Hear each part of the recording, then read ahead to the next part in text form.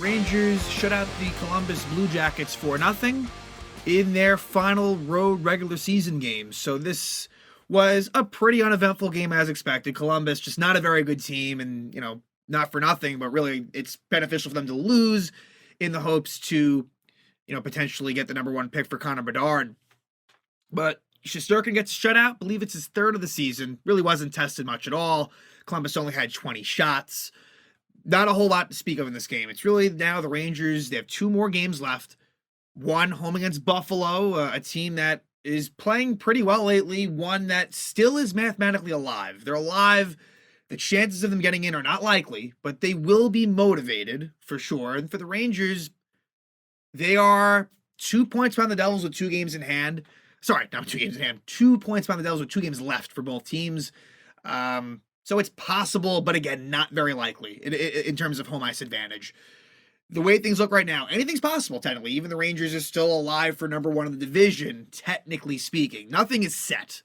But as we move more and more along here, it would appear as if it's going to be the Rangers at the Devils to start in the playoffs, with Carolina getting the 1 seed, but we still shall see. But as far as the Rangers-Sabres go next game, I just don't want the Rangers to get injured. I want them to win, sure. And, obviously it's a good test against a desperate Buffalo team, right? As long as they're still in it, they're going to be trying hard. And Buffalo, they are actually still in it, but they need a lot to kind of break their way. I don't think they're going to get those breaks, but should at least be a different feel than the last 2 games, definitely, at St. Louis, at Columbus. This Buffalo game at the Garden should feel different, but I don't know. I mean, Buffalo could come in there and just absolutely dominate the Rangers if their head's not in it, which you could understand if that were the case. And I'm wondering with these last 2 games, how will the Rangers approach it? Maybe Buffalo is approached differently than the last Toronto game, because again, with the Buffalo game, technically there is, an availability for that number 2 spot or number 1 spot in the division. So I don't think they're factoring that in much, but it is a thing. It's a weird time. It is a weird time right now when you're in a spot where you're definitely clinched. There isn't a whole lot of movement, but you still can move. And so, hey, Rangers played well tonight. They came out of it with no injuries. It was basically a best case scenario. Patrick Kane returned, and I wasn't sure if that was going to happen, but he did, and Ben Harpur was out. So the Rangers really went with their optimal lineup. I'm curious, again, to see if that's the case the last 2 games. They might need to make emergency recalls if they really want to sit players. And I feel like that would be more for the Toronto game, the last game. The Buffalo game, I think it'll be mainly the same crew you saw here. But let's not forget that Ryan Lindgren got hurt in game 82 versus the Capitals, and it affected him. He was out for a lot of that Penguin series where he first started to play, if you remember, and got hurt in game 1. And then we didn't see him again until game 5. He was out for about 3.5 games. So you got to be careful where possible. And I guess the worry about the Buffalo game is that is going to be a team that's going to be coming in, playing for real. That does matter. Whereas Columbus, you kind of, look, weird things can happen, but there's a better chance you're going to get hurt in a more physical style game against it. You gotta match the intensity. But the good thing was Igor has been really looking strong to finish out the season. Let's talk about this game. And with Kane back in, he slotted in primarily with Kreider and Zibanejad. He was in that number 1 unit. There was only a couple of power plays for the Rangers, but he was, and I don't agree with that. I wish it were Tarasenko. That's what they're going with. I just hope that if Kane struggles in the playoffs early, that Gallant can't be afraid to pull the plug on Kane, in terms of at least that, right? In terms of at least being demoted from the number 1 power play unit. It's not a crazy ask, and Tarasenko has been a star in this league for a long time, so it's not as if the person you're replacing him with, it doesn't have a resume. But I digress.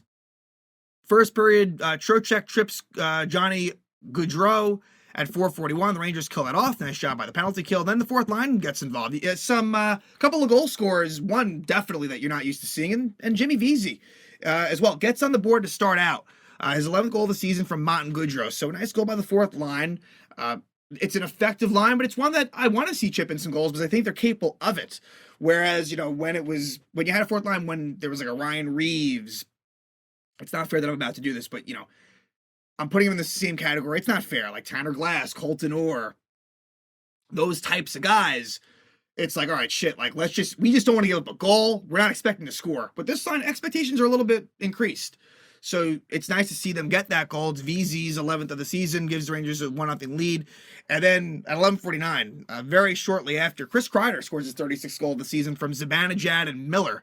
So for Chris Kreider, 36 goals, I keep on saying, like, Kreider hasn't looked amazing this season, but hey, had one little injury bout, but it wasn't super long. And look, again, 36 goals and still 2 games to go.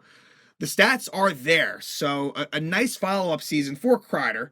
And of course, it helps that he's had Zibanejad on his line for most of the year. So we go to the second. Rangers are up 2-0, and the Rangers get a power play as Adam Fox is slashed by Kent Johnson. The Rangers power play does not score. Again, a very uneventful second period specifically. Rangers were the better team in the second period for sure. They could have been up by more than 2-0. We go to the third, and in the third, 5 minutes in, it's the first goal of his Ranger career for Niko Mikkola. His first goal of the season overall as well, from Zibanejad and Kane. So Mika Zibanejad gets 2 assists, and that's Zibanejad's 50th assist on the season. Just continues to become a star in this league. It's really amazing what Zibanejad has done since being acquired from the Ottawa Senators and how he just seems to get better every year. So the Rangers take a 3-0 lead there. At 9:55, there's a delay game penalty on Columbus. Rangers kill that off. At 11:43, Jacob Trouba hooks Sean Kuraly. Sorry, the Rangers don't score on that power play of the delay game. Then they kill off the Trouba penalty. And that Trouba penalty, it's worrisome that sometimes he gets beat. We've seen it in the playoffs where he gets beat in the offensive blue line, and then he doesn't have the speed to catch up, so he just takes the guy down. I'm concerned that could be a thing for Trouba. Again, he doesn't have the best foot speed. He needs to avoid the turnovers and flubbing the puck and then taking just a penalty that he feels he needs to take because there might be a breakaway coming the other way. Rangers kill that off, and with 20 seconds left, for good measure, Vinny Trocheck scores his 22nd goal of the year, and Trocheck just continues to have a really nice under-the-radar first year as a Ranger, and Tarasenko with a nice assist there too. So the Rangers win it 4-0. Again, Shesterkin gets the shutout. Only good things to say here, but, again, you're not going to go crazy. It's against a really bad Columbus team. And so now the Rangers will finish out their schedule, both games at Madison Square Garden, and Sabres-Rangers has the potential to be interesting, but only if the Rangers kind of are going to match what the Sabres are bringing. And if they don't, again, I can't fully blame them, but again, you kind of have to, obviously. I mean, it's impossible to not match the intensity. I mean, I guess you could, but, then there's more of a chance you're going to get hurt. So obviously, they're going to go into it and try to play it the best they can. You just want to get through these 2 games unscathed. Forget about the wins and losses. That really doesn't matter. At this point, you just want to be healthy and have this lineup going into game 1, likely against the New Jersey Devils. We will find out as the season is winding down. Again, the Rangers go to Columbus. They shut out the Blue Jackets 4-0.